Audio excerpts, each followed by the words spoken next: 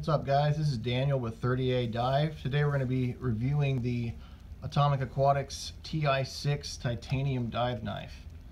Now this knife has a titanium blade, and actually right out of the box it's almost shaving sharp. I was able to shave with it a little bit, and that's kind of impressive for titanium. It's normally not quite as sharp as steel, but in this case it is, so I was pretty impressed with that.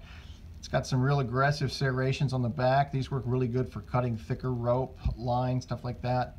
A nice sharp point. This does come in a blunt tip version, but I like the sharp point. You never know when you're gonna need to stab a lionfish or a flounder, or I also use it for spear fishing too, so I like the sharp point. Down towards the bottom you've got the line cutter, and works really good for cutting fishing line, ripping different stuff, fabrics. It's really good for stuff like that. The handle is pretty cool. It's removable actually. So this is a plastic handle. It's got some nice indentations for your fingers. It feels really comfortable in the hand. It feels really good. It would be good with gloves too. This pommel here is also made of titanium, and you can actually remove it. I'll show you.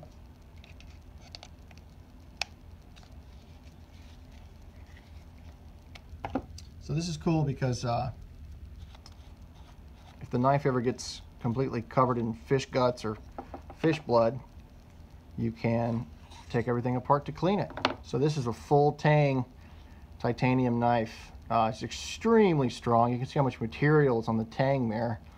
It's really lightweight, really strong, and like I said, it actually holds a really good edge compared to most titanium stuff I've dealt with. Now the main thing here too is, with the edge, if you buy a stainless steel knife, even a really good one, it's going to get rusty. If you don't keep it covered with silicone grease or some sort of lubricant, it's gonna get rusty. It's not gonna be as sharp as it was when you bought it, and it's really hard to keep sharp. So titanium, even though it might not get hair splitting sharp like steel does, it will keep its edge because you don't have to worry about corrosion.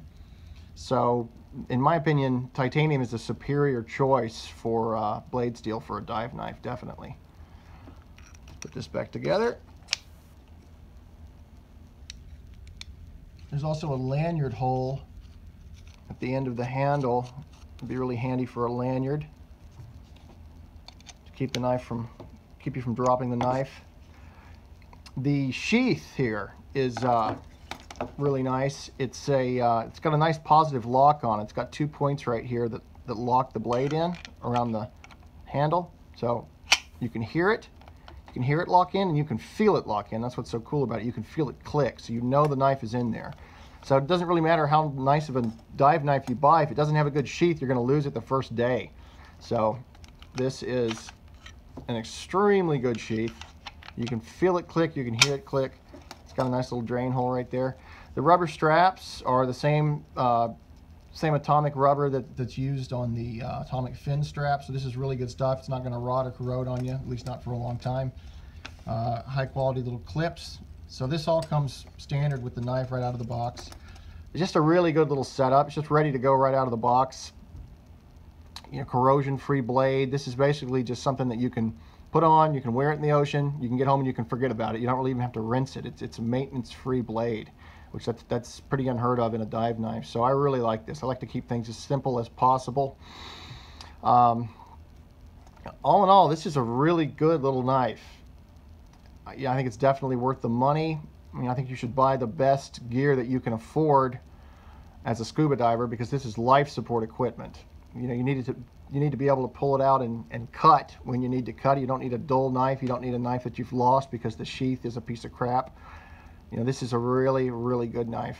So the main reason that we carry a knife underwater is the risk of entanglement. So a lot of times in the places where we like to go scuba diving, there's lots of fish, and that's also where fishermen will cast their lines, and we can get tangled up in fishing line, monofilament line, thin little fishing line that you can't hardly see. The risk of entanglement is real, and that's why you have to carry a knife, and it needs to be a good knife. I carry 2 knives. This is my primary, and then I have a backup blade. Also, a pair of scissors is not a bad idea either, a pair of EMT shears. But like I said, when you have a piece of life support equipment, when you pull it out, you need it to cut, it needs to be sharp, it needs to be there, it needs to be accessible, deployable. This is easily deployed. The sheath is easily deployed with one hand. You can resheath it with one hand. It's just a really handy little setup. I really like it. And when I talk about monofilament and line, I like to spearfish, so I'll show you real quick.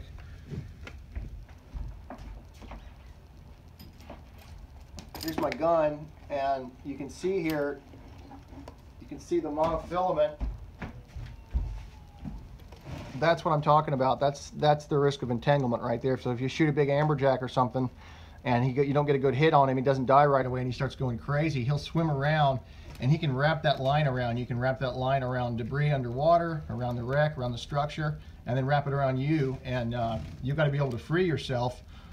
Or if he goes and holds up in a wreck and you can't get him, you got to be able to at least cut the line so that you can leave your shaft and get out of there. So this is really a piece of survival equipment. It's definitely worth the money, and I think it's a good knife. I'm stoked about it. All right, guys, thanks for tuning in, and this is Daniel with 30A Dive. Appreciate it. Take it easy. See ya.